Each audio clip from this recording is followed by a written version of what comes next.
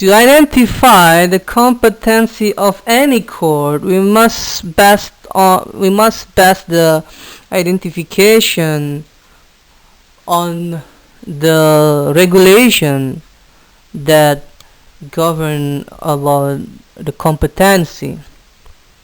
In this case, in the territory of administrative court, the legal source to determine the competency is the administrative court law and the governance administration law. Those law I've told you to read at the previous session. Thus, I hope you have a better understanding during this discussion. When we talk about the absolute competency of administrative court, it's been mentioned in Article 47 of Administrative Court Law that the absolute competency of the Administrative Court of Indonesia is to examine or settle the dispute in the territory of administration of the state between the state or the government officer, the government state or the government officer versus the private legal entity or a natural person. So there are two parties that has the problems here. This is related to the last meeting when I asked you to learn about the subject in administrative law. In narrow concept, especially we're talking about administrative court when we try to see the position of administrative law. So here we're talking about the subject of administrative court. So the administrative court is settling case between government officer or institution versus the natural person or private legal entity. It's talking about the legal subject. So it must be the government officer or the government body will be the defendant, while the natural person or the private legal entity will always be the plaintiff. In Indonesia, the badan or pejabat tun will always be tergugat. Meanwhile, the natural person or the private legal entity will always be penggugat. So you cannot change that position because it's been the absolute authority of the administrative court. But the settlement is not occurred without no reason. It must have a reason. So the reason why this dispute is happen is because there is an issuance of an administrative decree or the decree of the officer that bring disadvantage for the natural person or the private legal entity. This one is talking about the object of law in administrative court. Last session, I also asked you to learn about this, about keputusan tata usaha negara, the decree of administration of the state body or officer. So there is a decree that brings disadvantage to the natural person or the private legal entity. So natural person, I hope you understand it well, the definition, because it's been discussed start from the first semester. Private legal entity, it means this is the legal entity that established for the interest of the founder or the owner of the legal entity. So the establishment is for the one who established it. What are the example of private legal entity? For example, limited liability company or PT, perseroan terbatas, or maybe a cooperative, koperasi. When I and some of my colleges established a PT, so we established it for the interest of us. We expect this company get profit, so we will also get advantage from the profit. So this legal entity is established for the interest of the owner. So it's called private legal entity because the objective of the existence of this legal entity is for the private interest. And they are legal entity. Legal entity, once again, is talking about legal subject. They undertake their own right and obligation. There is another kind of legal entity which is called public legal entity. This is a legal entity, has its own right and obligation, but the existence is for the interest of public. Public means everybody in that in a certain territory. For example, governance, a government institution, regional government. So they have their own right and obligation. They are legal subject. So they can be sued or they can sue someone else's. Even a country, a state, is also a legal entity in which have the characteristic of public. So it's public legal entity because the establishment of the state or the government body or the institution is for the interest of public. So it's for everybody. But there are legal entity, the Greece was bankrupted. Why? Because they can be sued, because they are legal entity. Also Indonesia, when Indonesia have debt to an international organization or another country, so the country can sue Indonesia because Indonesia is a legal entity, but it's a public legal entity. So in administrative court, the one who can sue the government body or officer is private legal entity. It's impossible for another public legal entity to sue to sue a government body or officer. So there is no story that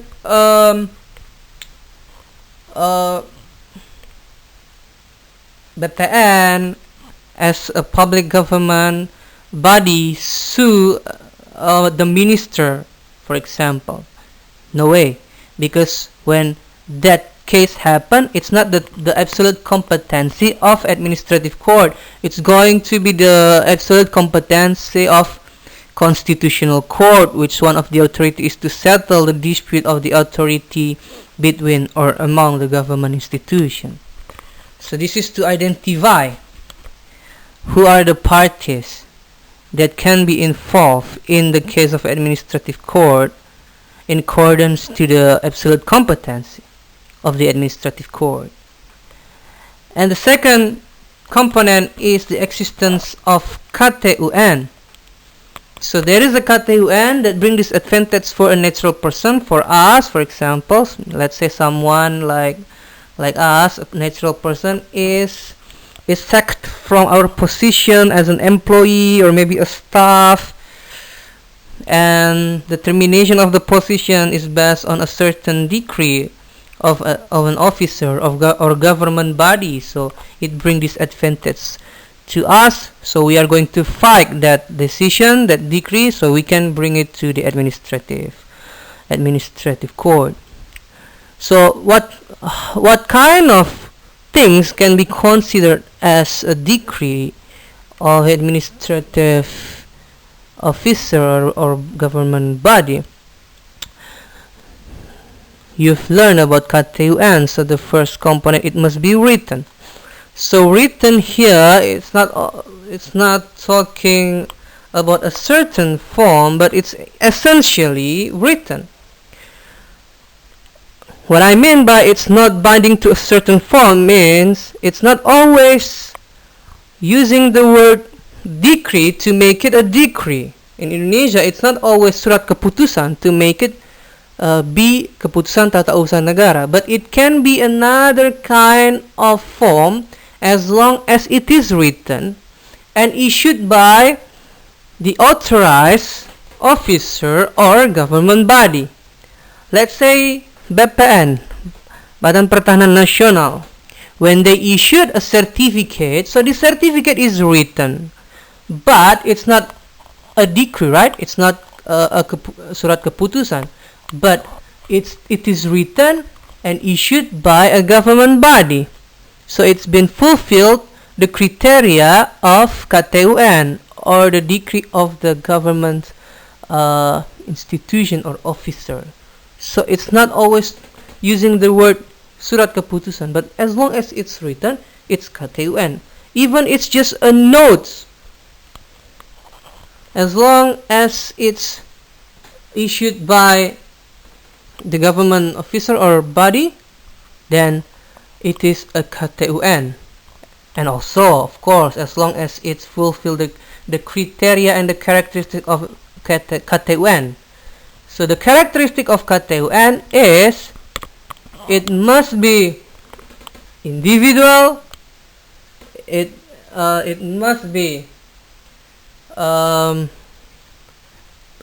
precious, and it must be concrete. What does it mean? Individual means it's given or issued for a certain person. A certain person here means in the decree, no matter what the name of the decree, as long as it's written and issued by a government body and officer, it would mention the name of the person that's appointed by the decree. That's an individual, but individual not always talking about one document for one person. Sometimes the document could mention several person. Let's say that about the making of a new committee. So in the committee, it consists of several persons. So in the decree, the name of the several person will be mentioned. It is individual because the name is mentioned. So individual here can be a pure individual or collective individual. So that is the characteristic of tun, which is individual. And the second one, it must be concrete, precious, precise. Concrete here means it should mention clearly what is the objective and the purpose of the existence of the decree. Is it to appointing someone for a new position or dismissing someone from his position? So it must be clearly mentioned. So it is concrete. It can be executed, can be conducted. The third characteristic, it is final. Final here means it would bring legal consequences, and it is binding because it's issued by the one who has the authority to issue this decree. So it's not issued by someone which is not the highest authority of the institution. If it is issued by a certain position which is not the highest authority in that institution, so it's not KTUN, it's not basicking. Remember when I mentioned basicking at the third or fourth meeting, that's the one that we call as belates regal. Let's say in a university, the highest authority is the rector. So if the rector make a decree, then the rector is the highest authority, so the decree of the rector is a basicking. It could be considered as KTUN. But if it's issued by the head of study program, then there is a possibility that this decree of the head of study program is not a basicking but only belates regal, as long as there is no provision about the separation or the independency of the head of study program. So as long as the head of study program is still under the dean and the rector, so that's not KTUN. That's not something that you can sue to the administrative court, but you can sue it to the general court. So it's different object. So, what is the absolute competency of administrative court? According to administrative court law, the absolute competency, which means that this competency, this authority can only conducted by administrative court.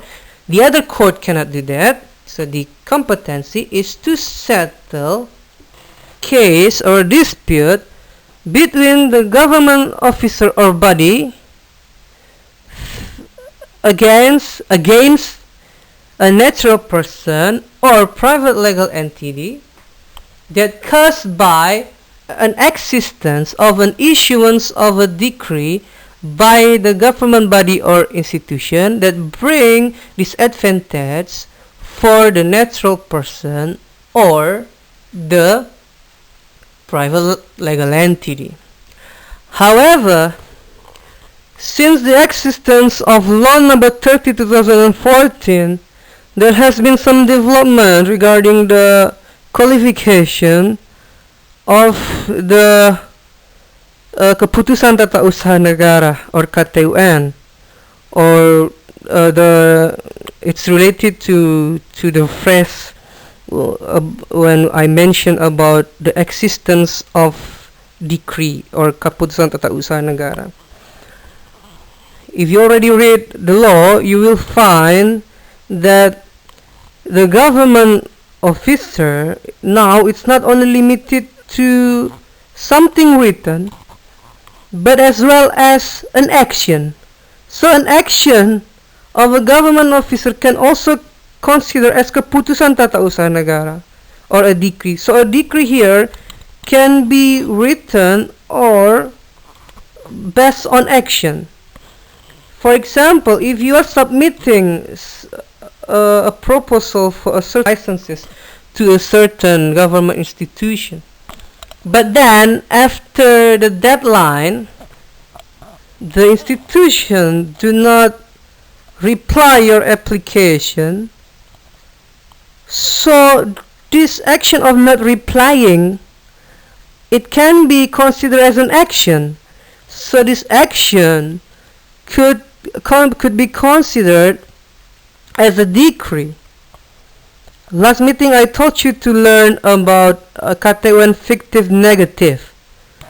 In administrative court law, we recognize KTUN fictive negative, which means when you are issuing a certain documents against the decree of the officer or institution and they do not reply it, while actually they have to reply, it means they already make their decision even though they do not reply your letter. It's called KTUN fictive negative. Why it's called fictive negative? Because it's fictive.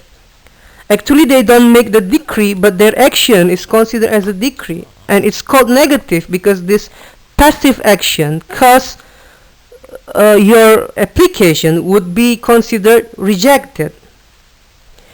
Meanwhile, in Law 30/2014, now it's been transformed into different concept. Now it's also, now, if a government institution or officer do not reply your application, then it means your application is accepted. It's accepted. It's called KTUN fictive positive. Well, sometimes it could bring confusion when we want to settle the case, especially when we want to determine in the court, because in practice, in governance administration, we can use the Law 30/2014 as the lex specialist, but when it goes to the court procedure, well, it could be another dispute to determine which one is correct when the institution or the officer do not reply my application or my objection. Is it accepted or rejected? Which law should we use if we want to use the lex superior lex specialist? Then it could be some argue between which one is more specialist. Is it the administrative court law or the governance administration law. So that is the things that we need to know when we talk about the absolute competency of administrative court. So this is the special authority for administrative court. It's not given to the other court.